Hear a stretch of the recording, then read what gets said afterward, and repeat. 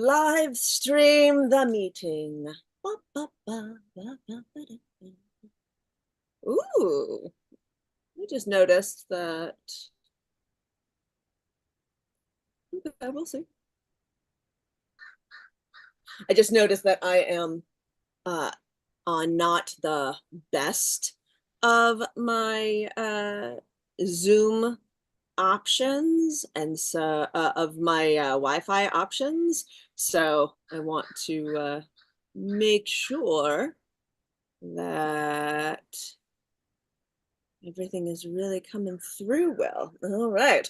I think we're live. Let's test. Da da da da da da da da. Da, da, da, da, da, da, da, da, da. Oh, it says one thing says we are. Am I going to hear us? Jazz hands. Making this really coming through well.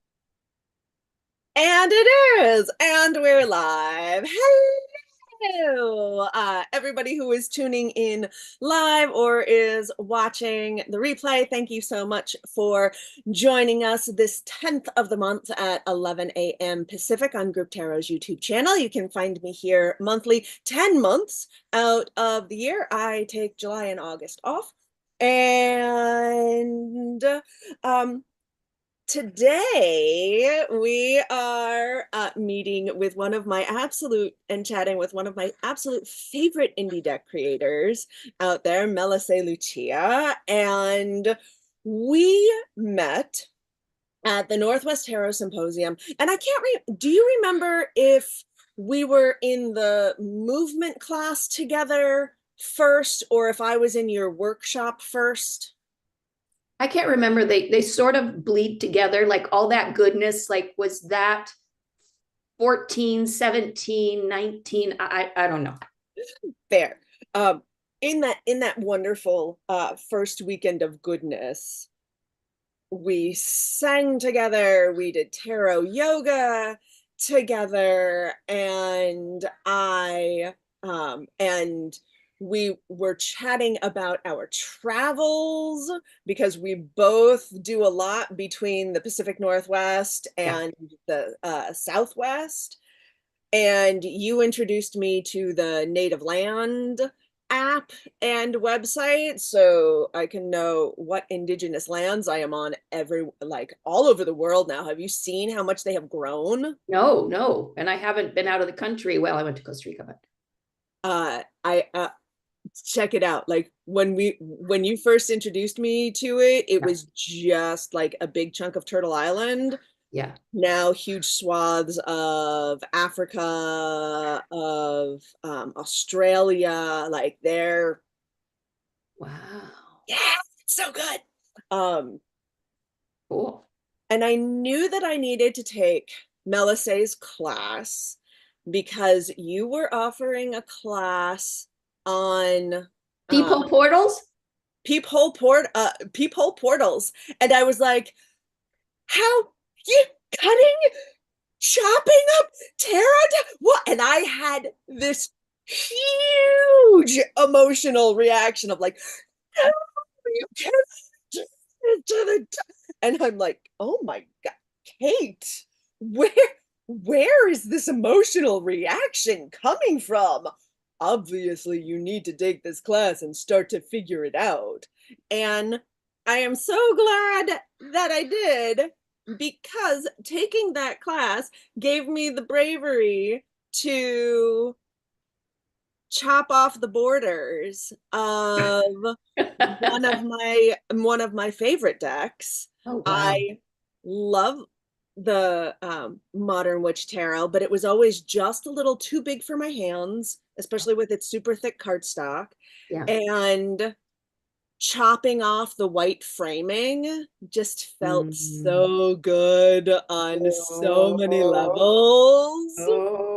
you gave And yourself permission. now it is like one of my absolute favorite decks, and I would not have even given myself permission, as you just said, to do that except because I took your Peephole Portals class. And I know we had initially said we were going to start talking about your Oracle of Initiation, but Peephole Portals is coming up right now. How in the world did you come up with that class idea? Well, it's interesting because also your channel has a tarot focus. I mean, I feel when we're in the community, when you're a person who's into divining and you start to learn the difference between tarot and oracles, because people outside don't know that there's a difference. They hear tarot, they think tarot's all the cards, which is completely legit. I mean, it's a pretty specific difference. But there's this concept that came through. I channel a lot, like a lot comes through. That's just the bottom line. Is it comes to me. The instructions in the invisible, which we'll talk about, the instructions in the invisible are constantly coming through. But there was this concept that came through about holy deficits, and holy deficits being there's a reason that you don't know how to do something or have a skill set. It's a setup, like it's necessary for some other rollouts that you're going to have. And so I don't know tarot like most of you tarot heads in the community. Like I'll be at Northwest Tarot Symposium, somebody will be talking about a course and they'll say, oh my God, and I got the 5 of Cups. And literally everybody in the circle goes, oh my God. Yeah. What are you grieving? What do you have to pass through? Like, are you one of the cups? Like, are you support? Who are you feeling yourself in the card right now? I smile and I nod, and I don't know what the fuck the 5 of Cups is. I don't know. I know the majors, but I don't know the minors. And I know the court cards sort of, but here's the thing. I was not supposed to know, still not supposed to know, because I'm bringing through oracles that have a completely new template. And the tarot is so beautiful and such a powerful system that it's going to influence, deeply influence. You couldn't help it if you haven't been wholly deficited and kept from learning it. And so, so the Peephole Portals coming out of that, again, there's this, I'm a rebel at heart. I mean, I never left my punk rock teenage years. I'm still extremely punk rock. And we might not look it. We might not look at it, but that's fine because it's a sneaker attack. We'll welcome people in who wouldn't have come in if we were, had a mohawk or whatever. But then the revolution is still there. And so Peephole Portals was something that literally this vision came flying through, and I thought, because I love this idea. Peephole Portals, most of you won't know what it is. I had this vision that came through about what if you had your top card, and your top card has your imagery and these, impressions and symbols. And what if there was a very focused little hole or like a frame that was punched, they're actually punched, but punched through the top card. And then you have a bottom card and you lay the top card with the hole and all of its symbolism. And then you move it around on the bottom card, sort of like a Ouija board. You move it around, and this is very intuitive and like gut instinct, knowing when to, you do it kind of slow, so you're watching, but there'll be a point where you're moving it around, and then something of that piece that you're looking through, there will be this aha, there will be this epiphany that takes the top card to a next level. It's like you were able to open up it, instead of 2D, it became, 12D or whatever. It opened portals between the cards. So in the peephole, it's just kind of a cheeky term, but it does amazing things. And you actually have in my phone, one of the things that you sent me, you got a poem. There was a poem that you got that came through the cards that you were playing with.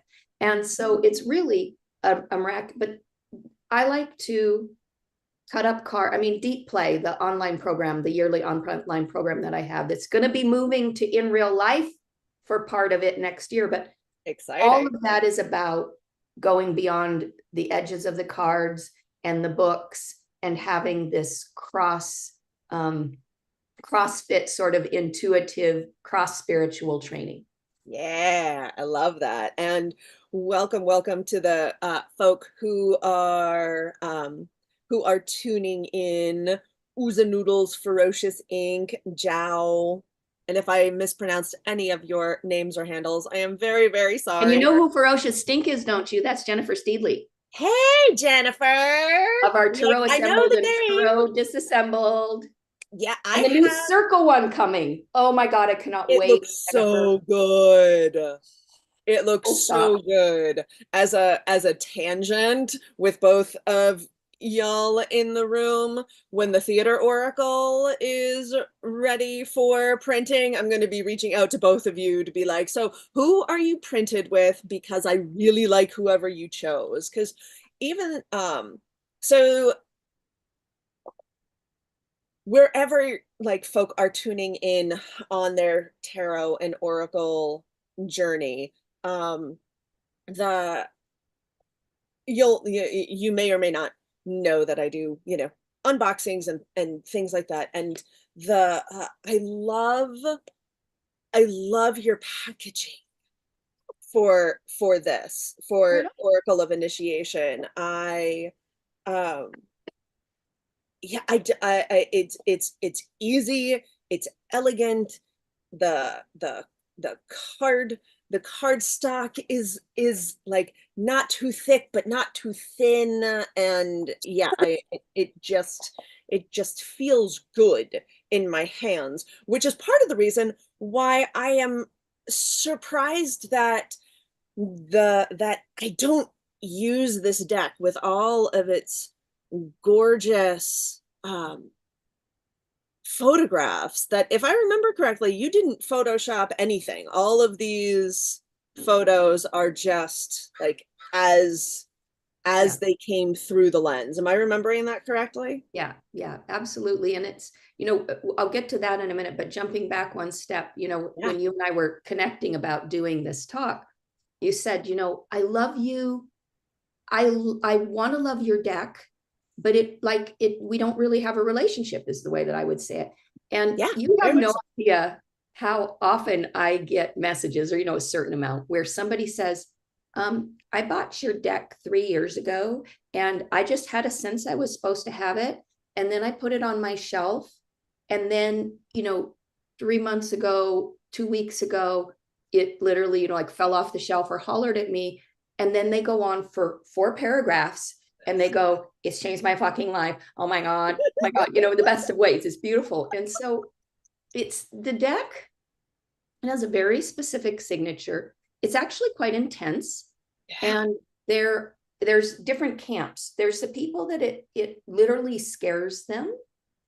And I just send grace for that. Like, I'm like, wow, okay. And then there's the people that are like, I don't know what it is and I don't get it and it's photos and whatever. They just it's not theirs.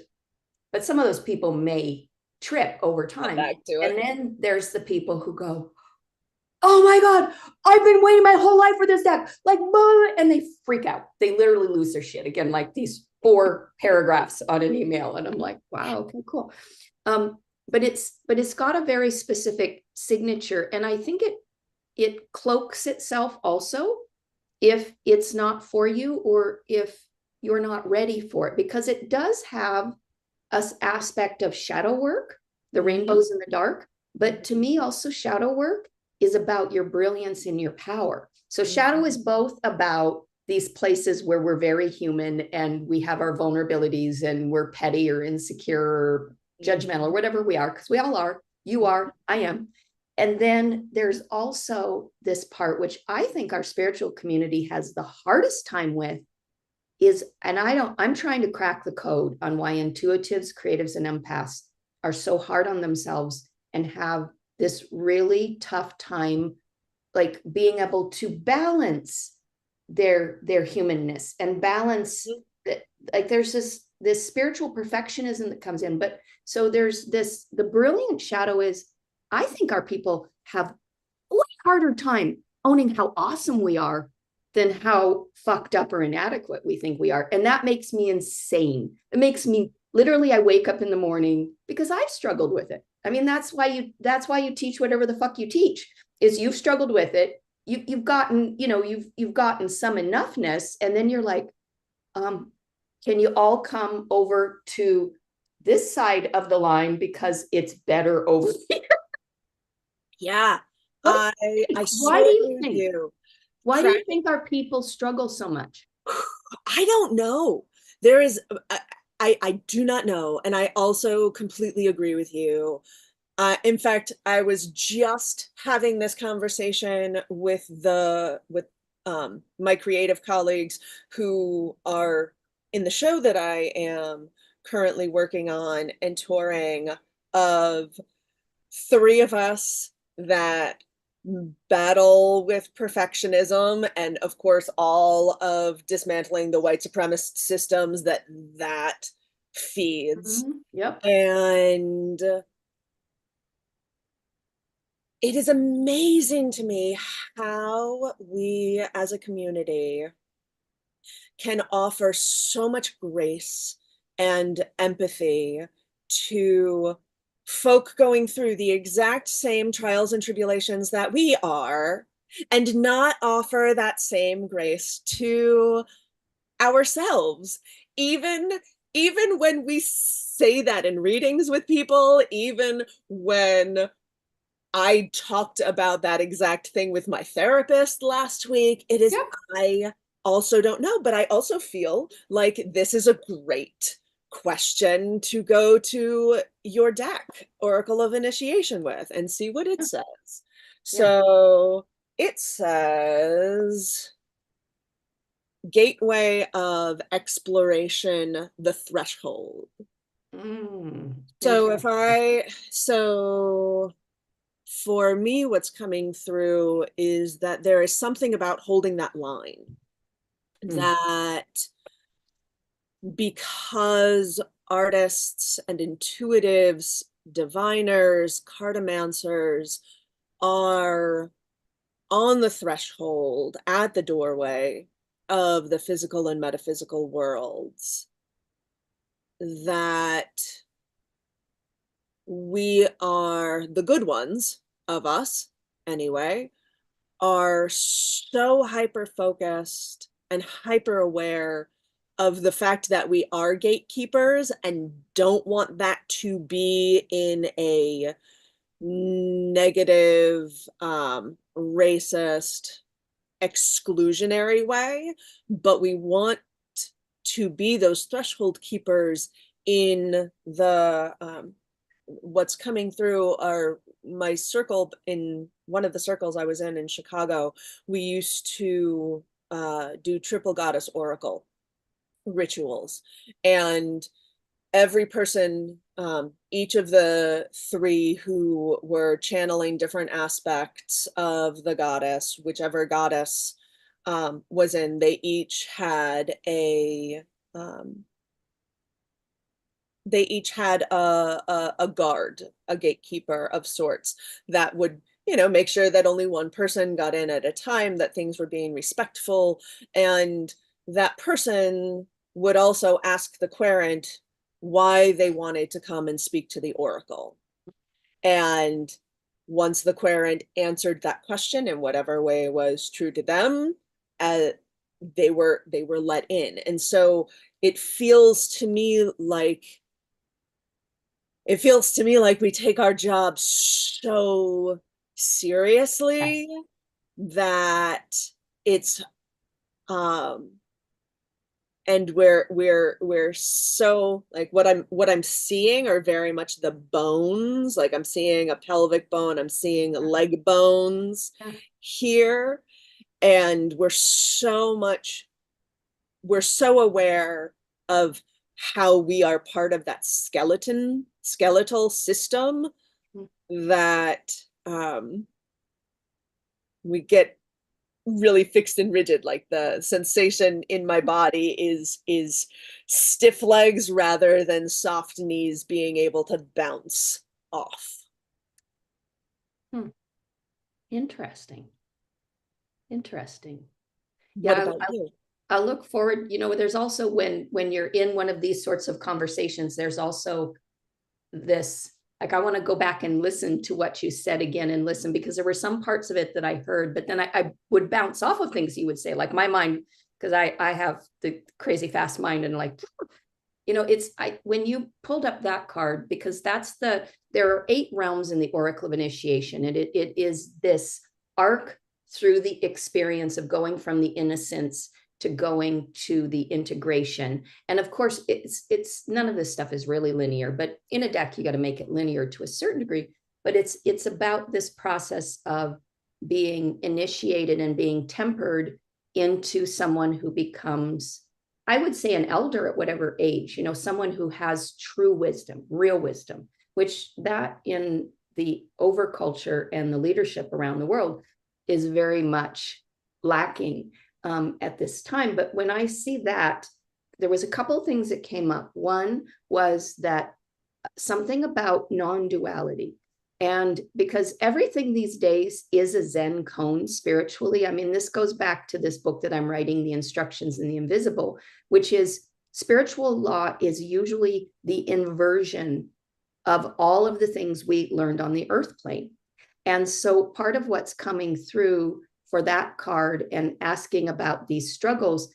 So in the Instructions in the Invisible, what this means, what Instructions in the Invisible means is that it means what it sounds like, but is that if you're going to have a more spiritual, soulful life, you're going to have a different playbook. You're going to have a different set of metrics of success. But that's hard in a culture where everything around you is screaming that these are the ways you'll be successful.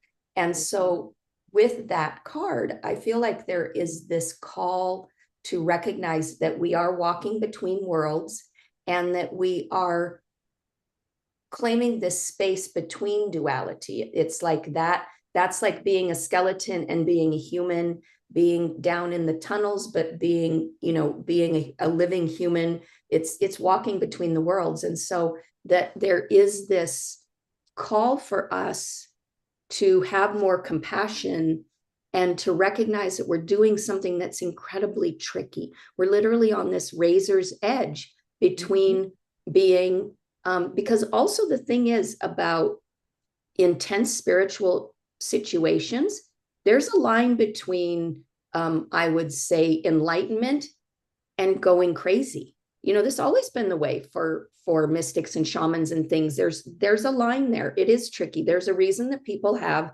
maybe some resistance or trepidation. You do want some training to go into these realms, but I think that it's really calling out to recognize for ourselves that we are trying to do something that's so difficult, which is to turn the rudders on a ship that's gone so off the rails. And so also in learning, really understanding, because the reality is, I think everyone on the planet is on some sort of a spiritual quest, but I don't think everybody is consciously aware of it. I think some folks are just in it, and some folks have a little bit of witness and going, oh, I'm on a spiritual quest. Let's, try to look at it this way. But when we're on this spiritual quest, something about recognizing that what we're trying to do is really pretty intense, and giving ourselves a lot more credit. Like somehow there's these incredible books that I came upon that are business books, but they've changed my life, because all 3 of them, and they're kind of this beautiful trifecta. The first one is 10x is easier than 2x. The second one is Gain Not the Gap, which I'll talk about in a minute. And then Who Not How. It was like the business advice I was waiting for 20 years. And it's now been about a year since I've known about them, changed everything. But the Gain Not the Gap is that people who are incredibly ambitious, and I would say people who came to change the planet, we're really ambitious. It doesn't mean it's your career, but we're really ambitious. But so we have this goal, like, wow, this big ass goal. So, we're like, blah, blah, blah, blah, blah, working towards the goal. No, we were never supposed to actually get to the goal. The goal is always a moving target. One, nobody ever fucking told us that, but okay, moving target. But anyway, we get this far. And then because we're rigorous and we mean so well, and it's so fucking important to us, we go, oh, this is the gap. Look at how I failed. Look at, and I lived in the gap for a long time. I'm rough on myself, so I know this. But so like, oh my God, look at how far. But the game, not the gap, says, no, no, no, no, no, no, no, honey bunny. Go from back here and notice how far you made it. And then you'll be in such a good mood instead of a pissed off bitch that the journey will be so much better and it won't be rugged for those around you. And literally when I heard that, why didn't I be able to do that 20 years? So the game, not the gap, is everything. Yes, so all of that.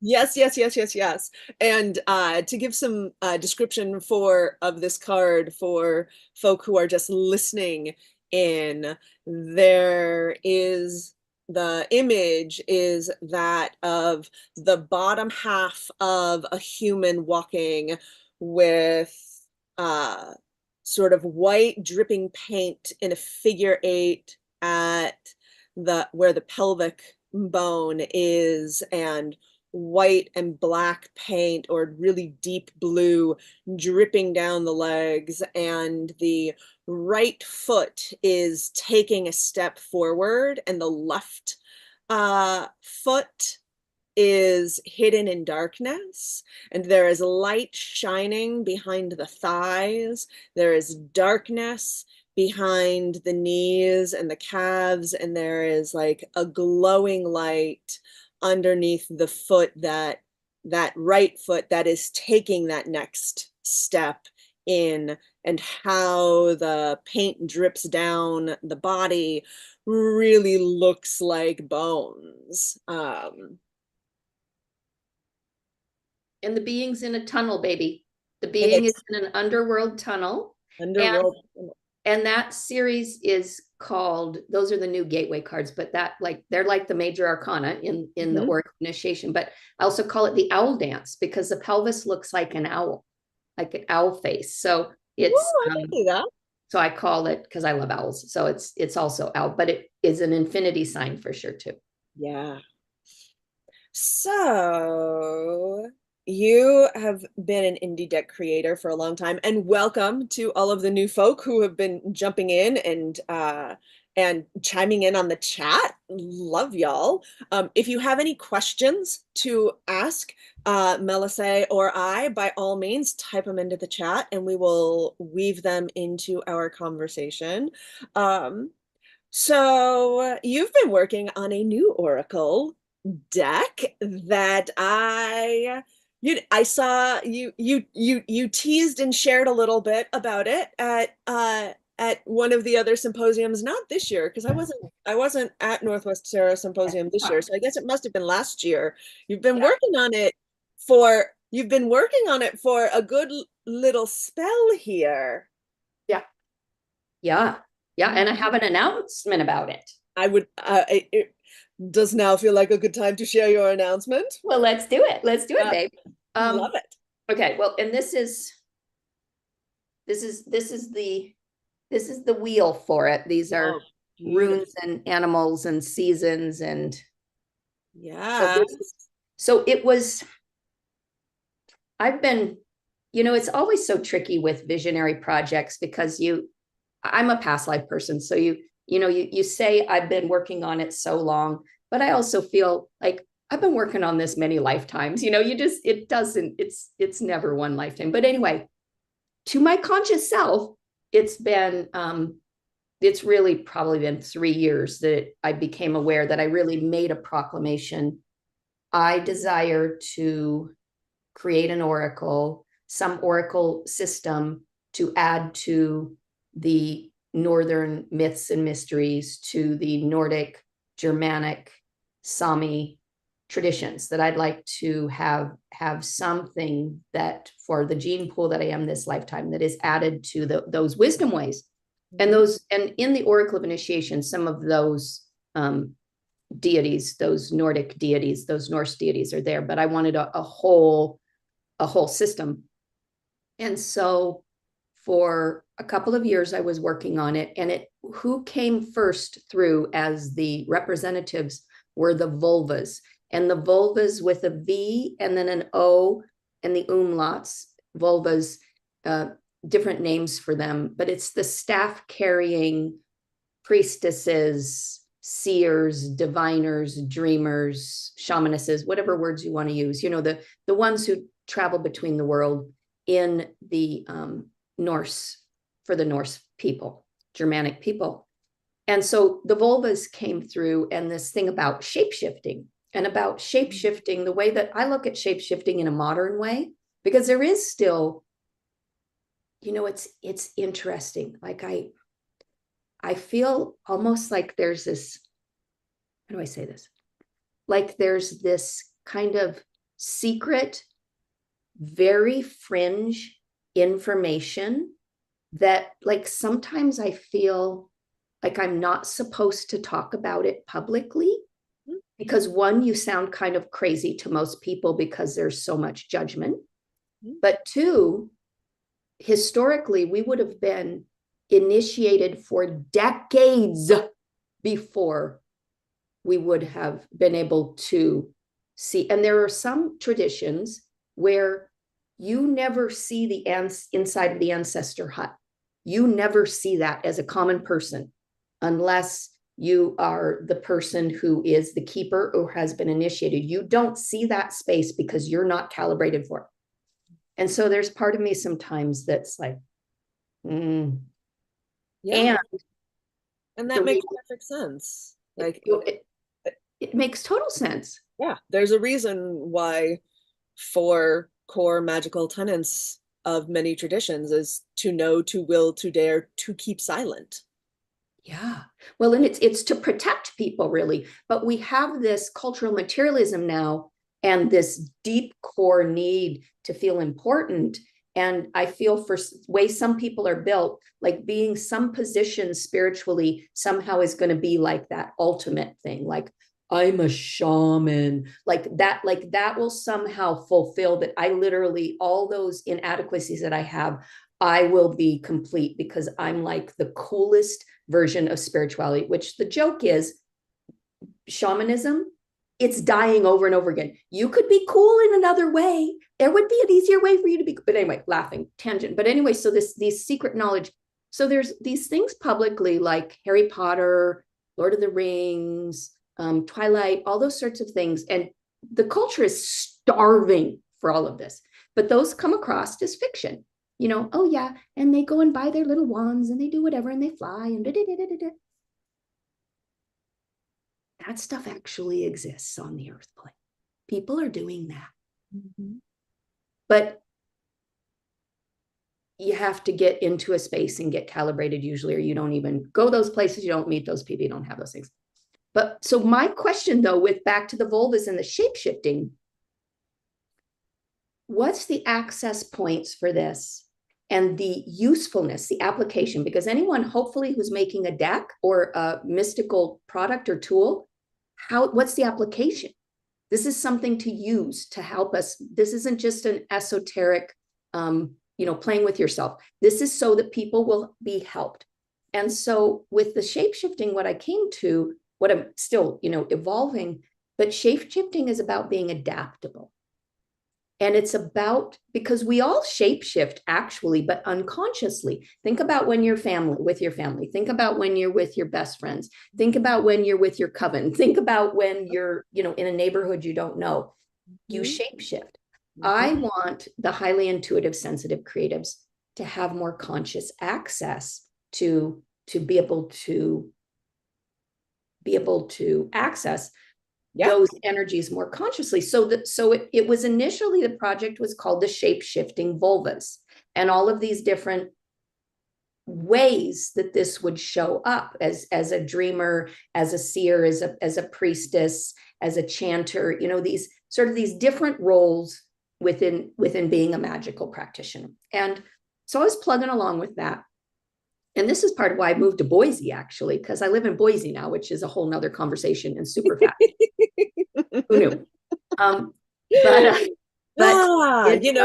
We need some good people in Idaho. Boise called me. No, I'm telling you, I am a billion percent. It's crystal clear to me actually now why I'm here. I mean, some of it's clear, but anyway, so back to the project. So I'm plugging along on the project, and I think that there's 12 different archetypes of these energies for the vulvas. So I'm like, that's cool. I'm plugging along.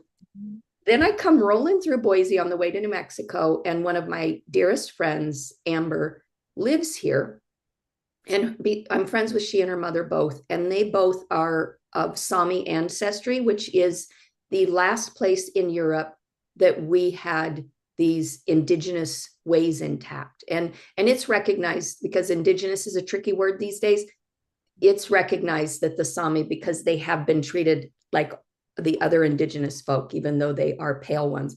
And so the Sami, both Amber and her mom Cindy are Sami. So I come rolling through, and Amber's a businesswoman in her public life, but she's got this priestess part too, that's more on the down low, but very powerful. So I come rolling through, and her channel starts to open, partially because it's her ancestry, where she starts to get information about the project. Now, I've never done a big project with another human. I've done it with the spirits in the land always, but not with another human. So she starts getting information. And so when you're the keeper of a visionary project, your job is resonance. Is this resonant? Does this make sense? Is this resonant with the project? Like it's golden breadcrumbs. It's following the chi. And so I listened, and I went, shit, she's right. She's right. She's right. She's right. She's right. And she said, I think there's more than 12. And it was corresponding with these. I was hitting up against the wall because 12 animals weren't enough. I'm an animal fanatic. I'm like, I need more than 12 animals. So it was like, if we have 24, it's going to be more manageable. But so we ended up, and it was very fast that it happened. We're going to do the project together. And I've never had, it's like, and that's like getting married to do a visionary project together. And so it's a year now. It's a year that this has been going on, and it's been this incredible wild ride. So then the name morphed to the Nordic Witches Kinship Kit. Witches, lots of lifetimes as a witch, but it's not my word in this lifetime. And I don't know why. And I got no disrespect to y'all who use it. Yay, love you. But it's really not. I kept trying to have it be my word. It's not. I guess my word is artist. I mean, that's the word to come to. It's artist. But so we were going with that name for a while, Nordic Witches Kinship Kit, and kinship being animism, me reconnected to the web. Yes. And then this was maybe a month ago. I just hit a wall where I went, can't, because I was thinking about doing another program and I went, if I invited other Nordic teachers in, I thought, do they need to talk around the witch piece? And I thought, no, I don't know. So I left Amber a voice memo, not knowing where she was at. And she went, oh my God. She said, my witch wound is still, which is a whole longer story. My witch wound is still so alive. She said, no. And it needs to be broader, and it needs to be ungendered. So actually right now, I'm kind of I'll be honest, I'm kind of struggling with the project, because I've had this whole idea, and it was very female centric, which I actually still love. And I love the vulvas, but when it becomes ungendered, and we've been doing this for a while, but now I'm like, okay, what the fuck? What project, what do you want from me now? Because we were going in this direction. So here's the big surprise that I haven't said publicly. If anybody's paying attention, I put the words on my Instagram bio.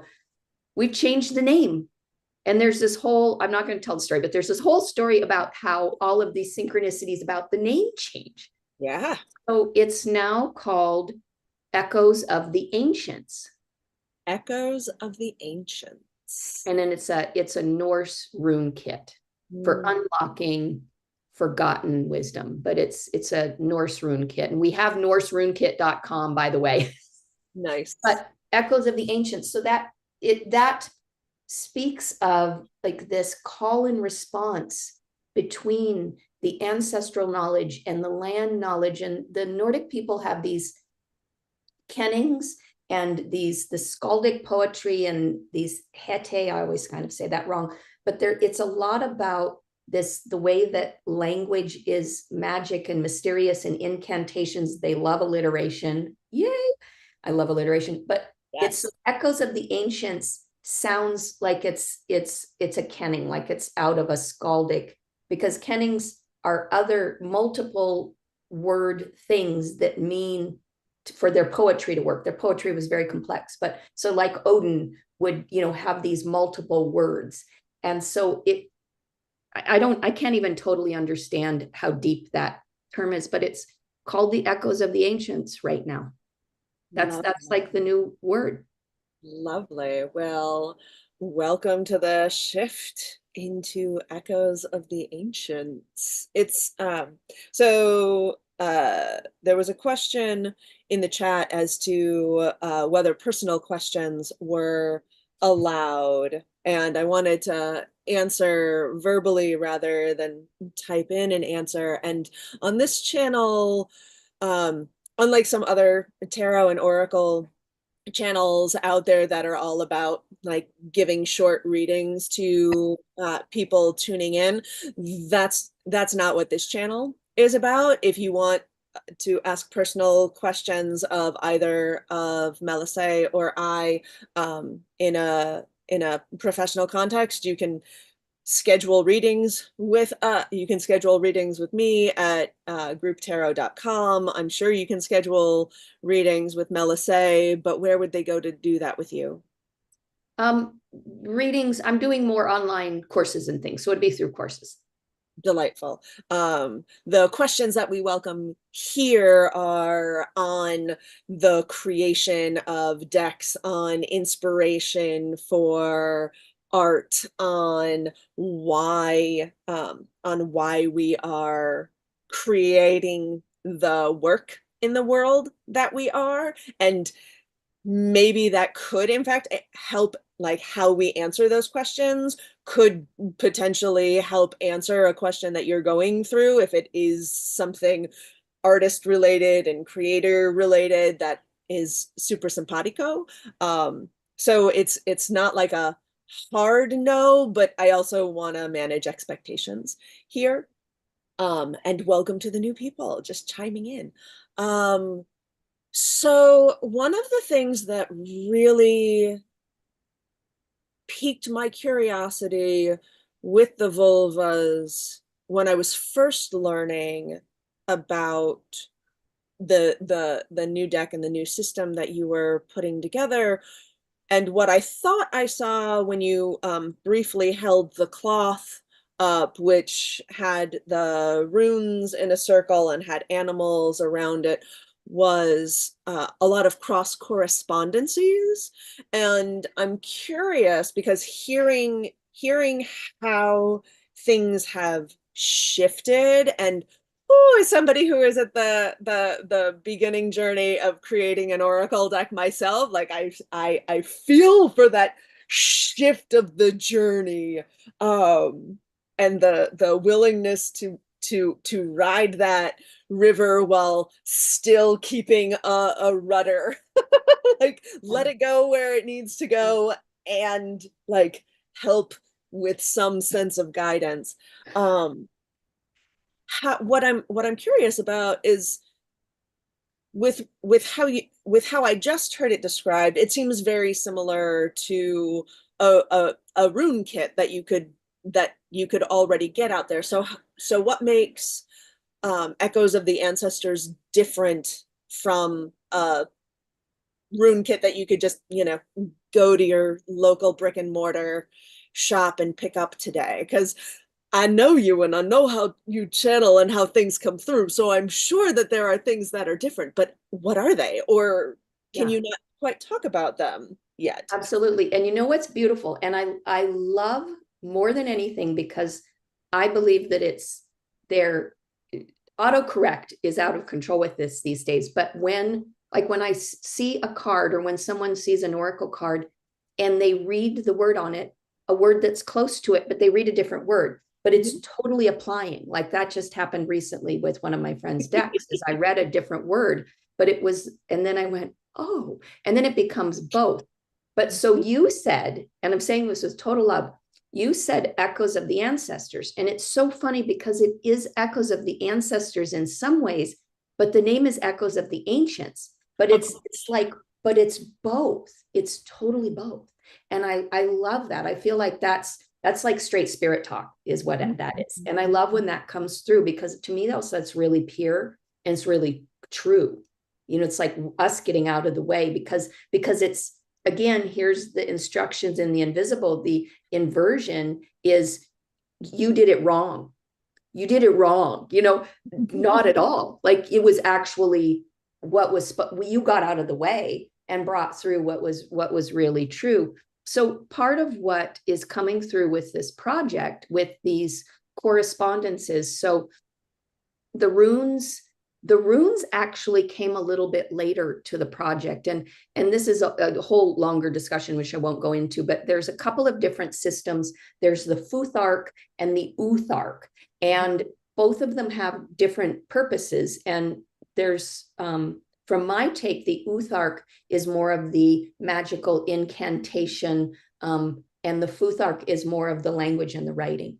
But so we're working with Uthark, and so the runes came a little later. Amber's a numerologist, and so the runes were not there initially. So what it was initially was it was these different archetypes and energies, like the dreamer and the seer and the chantress and the drummer and these ceremonialists.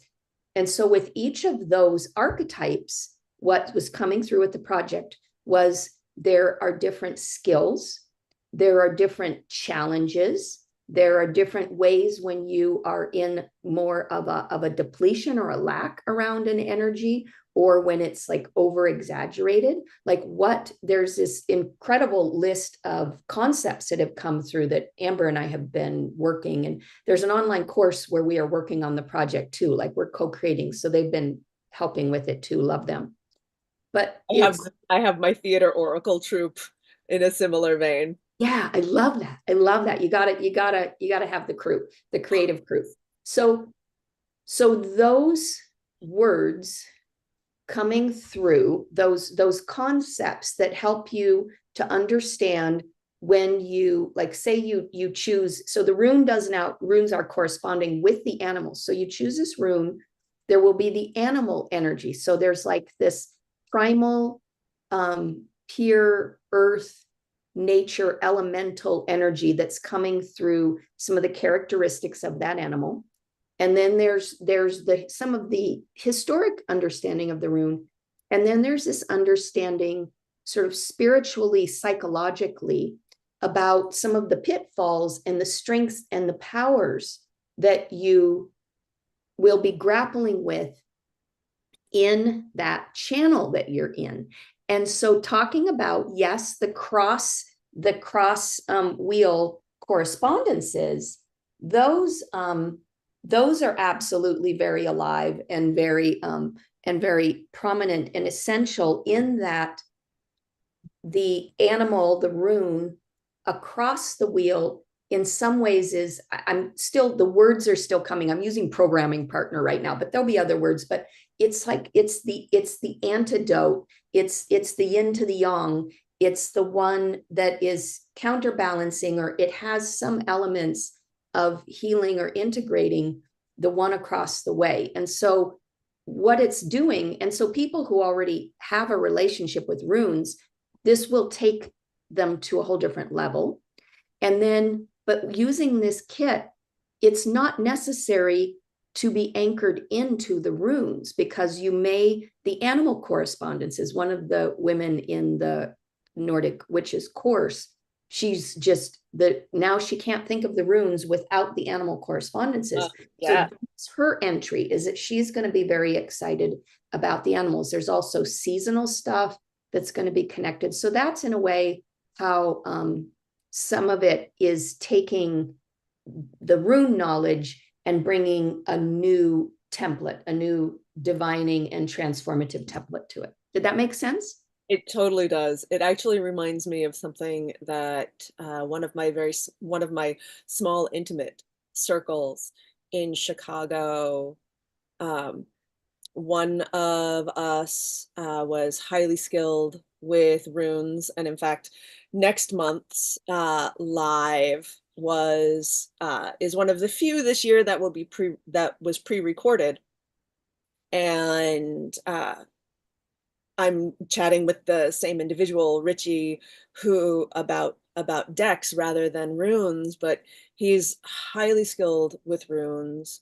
One of us was highly skilled with Ogham, and I was highly skilled with tarot, and we created a similar system and new Wheel of the Year for ourselves and Chicago, because of course, as witches of place, like the growing years and the calendar cycles that are true for chunks of Northern Europe are not necessarily true for Turtle Island. And so we created our own Wheel of the Year. And one of the things that just blew us away was just how aligned our seasonal rune, Ogham, and tarot correspondences came to be. Like we're we're sitting in Richie's living room and just like and and it seems to me like you're having similar work with runes, numerology, and animals, and I just adore that. And yes, we love the weavings of the runes with seasons also. Yes. We One of the love comments them from the chat. well, in here, I was going to go, let me go find one that I want, that I'll read to you, that so that you can get sort of a sense of this. Okay, so like so Jera, Jera, which is generally known as being year, seasons, and so we have harvest with this, and so the squirrel is here, and so the strength is stewardship. So being a good harvester is stewardship. And then there's like the active word that brings you into living and being and embodying this. So feeds, feeds would fit with harvesting. So stewardship feeds plenty. So, and this is stewardship like animism and earth connection and power of place, exactly, because everything was about the location that you're at. And again, I think we need to come back to that. There's a lot of trophy travel, and where I need to go way the hell over there to go like be powerful and magic. No, you need to go in your own fucking backyard. So stewardship, the story of your place, or go with my sequoia tree. And so here's then like the shadow lack is greed. So the challenge with stewardship is, are we in greed, which our entire culture, particularly Turtle Island, you can't get away from greed. We're steeped in greed. And then so greed feeds, and then the shadow extreme is poverty. So like spiritual poverty, energetic poverty, literal poverty. And so then the shadow integration, the way that you weave these together is that you share. So some of them actually seem so straightforward, but sometimes there's this real, at least for me, this spiritual exhale and relief when I get an oracle or a sacred tool that is so grounded that it's like clear and grounded, and from that you can like fly. I mean, that's what the Oracle of Initiation is becoming more earthened to ascend. Like spiritually bypassing is when you just want to go, I don't want to be a human. I don't want to feel discomfort. I don't want to have my emotions. I don't want to look at my shadow. I just like want to go be pure. Well, guess what? You got a body and it ain't happening.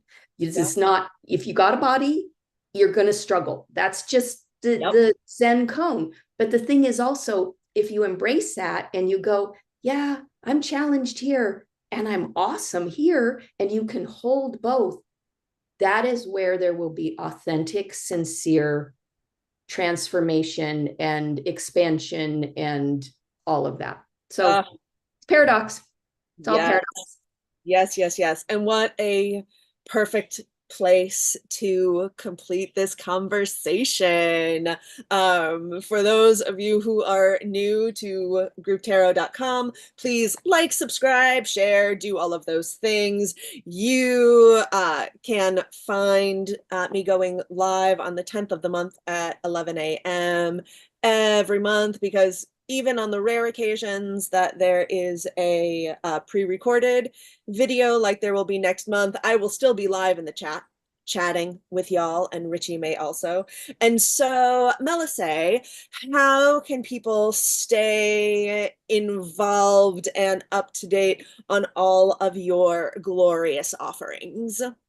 I am most active on Instagram. So if you want to go follow me, go look at the spelling of the name. It's an interesting spelling. So I'm pretty active there. If you want to buy I have a ton of decks. That's on Etsy.com. You're going to link that. And then next year, I do in a deep dive immersion deep play program. And that's about reconnecting with our instincts and our intuition in really magical, unorthodox, cut the edges off of cards ways. And so there's going to be and then I'm looking at potentially doing another in real life here at a incredible hot springs magical place 2 hours from Boise, a week-long ceremonial immersion retreat also. So that's all bubbling. But Instagram, you can go and join my mailing list on my link in bio thing. But that's the best places to follow. Delightful. And I can say good morning, Gordon. I can definitely say I've been on your mailing list for years at this point, and I love it. I don't subscribe to it. I should rephrase that. I subscribe to a ton of mailing lists. Most of them I just delete because I am there for numbers and support and like curiosity here and there. You're one of 3 that I actually read when it comes into my mailbox. So thank you. Awesome, babe. Thank you, honey. Great talk. Always a pleasure. Yes. Sending you stickers. Yes, and I will be sending you earrings. Yes, you will. Bye, honey. See y'all next month.